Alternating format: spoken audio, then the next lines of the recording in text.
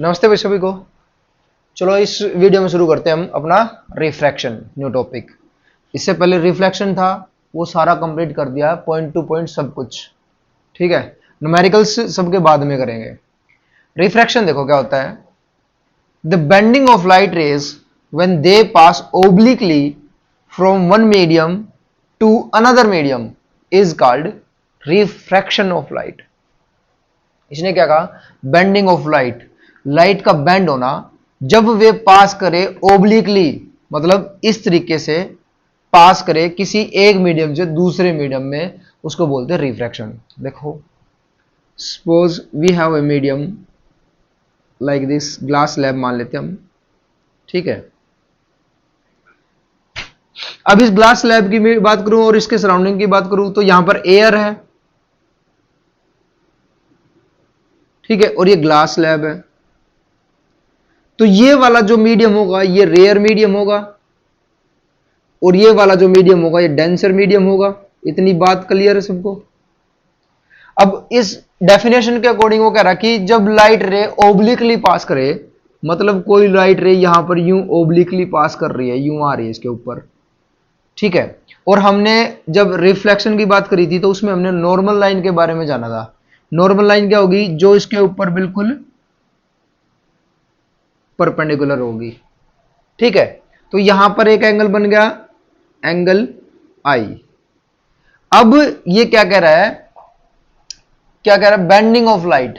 ये क्या, लाइट क्या करेगी, अपना पाथ चेंज कर लेगी। ये जानी ऐसे चाहिए, ठीक है। अब पाथ चेंज तो भैया इधर भी तो कर सकती है और इधर भी कर सकती है। इस ओरिजिनल पाथ इसका ये है डॉटेड लाइन, ये ए पॉइंट की तरफ भी जा सकती है, बी पॉइंट की तरफ भी जा सकती है। अब मुझे बताओ ये किस तरफ जाएगी, ए की तरफ जाएगी या बी की तरफ जाएगी? ए की तरफ नहीं जाएगी, ये बी की तरफ जाएगी। क्यों जाएगी वो भी बताता हूं। अब मान लो जैसे ये आ गई बी की तरफ, ठीक है। इस सरफेस पर भी क्या होगा, एक नॉर्मल लाइन है, ठीक है। अब ये लाइन जो है ये रे ऐसे जानी चाहिए, यहां पर भी इसके पास वही है, मीडियम जब चेंज करेगी तो पाथ चेंज करेगी, बेंड हो जाएगी। तो अब ये रे इधर जानी चाहिए या इधर जानी चाहिए, ए की तरफ जानी चाहिए या बी की तरफ जानी चाहिए? बी की तरफ जानी चाहिए। ए की तरफ यहां पर भी नहीं जाएगी, तो भाई ये बी की तरफ आ गई, ठीक है। अब क्यों आती है देखो, पहली बात सिंपल बिल्कुल, जो अकॉर्डिंग टू अपनी बुकिश लैंग्वेज है वो क्या, जब भी रे रेयर मीडियम से डेंसर मीडियम में एंटर करेगी तो रेयर मीडियम में तो उसकी स्पीड क्या होगी,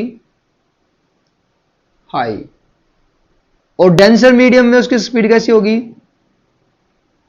लो। तो जब भी रेयर मीडियम से डेंसर में एंटर करेगी तो वो बैंड होगी टूवर्ड्स द नॉर्मल, ठीक है।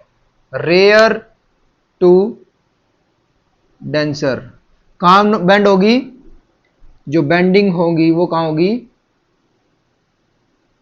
Towards the normal. और जब डेंसर टू रेयर मीडियम करेगी, पास करेगी, डेंसर टू रेयर मीडियम जाएगी तो क्या होगी bending, away from normal line, ठीक है। ये देखो ये रे यूं जा रही थी, यूं ना जाकर ये क्या होगी, टूवर्ड्स द नॉर्मल बैंड होगी ना, मतलब ये अपनी इस पोजीशन से इस डायरेक्शन में बैंड हुई है, टूवर्ड्स द नॉर्मल होगी जब कहां, रेयर से डेंसर में आई। और फिर ये रे यहां से यूं जानी चाहिए थी, तो यहां से कहां बैंड होगी, यहां से कहां बैंड होगी, यूं, अवे फ्रॉम द नॉर्मल, इस डायरेक्शन में गई है, अवे फ्रॉम द नॉर्मल। ये बात समझ में आ गई। दूसरा तरीका और समझो कि कैसे हो रही है। मान लो मेरे पास एक ट्रॉली है, ठीक है, मेरे पास ये ट्रॉली है और ये अभी रेयर मीडियम में है और इसका एक टायर इधर है और एक टायर इधर है, ठीक है। इसको मैं ऐसे लेके आ रहा हूं, ये वाला टायर है और ये वाला टायर है। अब जब मैं इसको ऐसे लेके आ रहा हूं तो अभी ये रेयर मीडियम है, इधर शुरू हो जाएगा डेंसर मीडियम। ठीक है, मेरा हाथ दिख रहा है ना इसमें, ये हो जाएगा डेंसर मीडियम। जैसे ही ये यूं आ रही थी ओब्लिकली इस पर, तो सबसे पहले ये वाला टायर इसमें एंटर करेगा इस पार्ट में। अब ये मान लो कि अभी ये बिल्कुल पक्के पे चल रही है, बिल्कुल स्मूथ सीमेंटेड रोड पे। अब आगे आ गया कच्चा रेतीला, बिल्कुल रेत का रोड आ गया है। ठीक है, रेत का रास्ता आ गया। जैसे ही ये टायर इसमें एंटर करेगा, रेत इसको जकड़ेगा, इसकी स्पीड को स्लो करेगा। जैसे इसकी स्पीड स्लो होगी तो ये तो पीछे की तरफ रुकेगा, और इसकी स्पीड फास्ट थी क्योंकि ये अभी पक्के में है, तो ये तेजी से आगे भागेगा, ये पीछे जाएगा, ये रुकेगा, ये भागता रहेगा। तो देखो ये ऐसे आ रहा था तो ऐसे बैंड हो गया, टूवर्ड द नॉर्मल बैंड हुआ कि नहीं हुआ। और अब ये ट्रॉली आगे चलती जा रही है। अब क्योंकि दोनों टायर क्या है, रेत में आ चुके हैं, तो एक स्पीड से आगे बढ़ रहे हैं। अब जब ये रेत से बाहर निकलने लगे, ठीक है, देखो ये ऐसे एंट्री करी थी तो ये यूं मुड़ गए, इतना मुड़ गए। अब ये आगे चलते चलते जा रही है। अब फिर से यही टायर पहले निकल गया। अब ये टायर पहले निकल रहा है रेत से बाहर, पक्के में ये आ गया है ये, और ये रह रहा भी रेत में ही। तो ये आगे है, ये पीछे है। अब तो ये तो यूं धसेगा रेत में, उस जिसकी वजह से उसकी स्पीड कम रहेगी। और ये टायर है जो ये पक्के में आ गया, तो स्पीड से भागने की कोशिश करेगा तो ये यूं भागेगा। तो क्या कर रहा है, अब अवे फ्रॉम नॉर्मल लेके जा रहा है। कॉन्सेप्ट समझ में आ रहा ना कैसे हो रहा है। अब ये पॉइंट मैंने क्यों लिया है, क्योंकि भाई ये जो रे है ना हमारे पास है, अगर इसको जूम करके देखेंगे ना हम, तो ये भी ऐसे ही पार्टिकल्स दिखाई देते हैं कि इसका एक पार्ट, इस रे का एक पॉइंट पहले टकरा रहा है, दूसरा बाद में आ रहा है, जिसकी वजह से एक मीडियम से दूसरे मीडियम में एंटर करते टाइम इस रे का पाथ चेंज हो गया। ठीक है, क्या हो गया, इस रे का पाथ चेंज हो गया, और ये जब रेयर से डेंसर में आई तो टूवर्ड द नॉर्मल बेंड हो गई। और यहां पर ये बन रहा है आर। ठीक है, ये भी क्या है, आर डैश, और ये भी, ये क्या हो जाएगा, ई, इमर्जेंट एंगल हो जाएगा ये। ठीक है, समझ गए, बात इतनी समझ में आ रही है।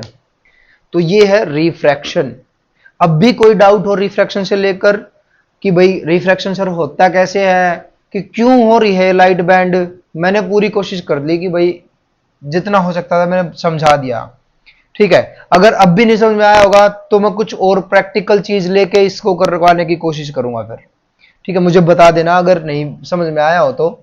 देखो अब यूं प्रैक्टिकल देखने के लिए मत बोलना, ठीक है ना। हाँ, क्योंकि मेहनत लगती है इसमें। हाँ, लेकिन यूं मत करियो, मैं ऐसे मजाक ना करियो मेरे साथ। अगर समझ में आ गया ना तो प्यारे बच्चों के साथ ना इसको ऐसे ही कर लियो, ठीक है ना। हाँ, तो चलो इसको उतार लो, नेक्स्ट वीडियो में करेंगे हम लॉज ऑफ रिफ्लेक्शन। समझ गए होगे तुम क्या करना है। जल्दी आओ।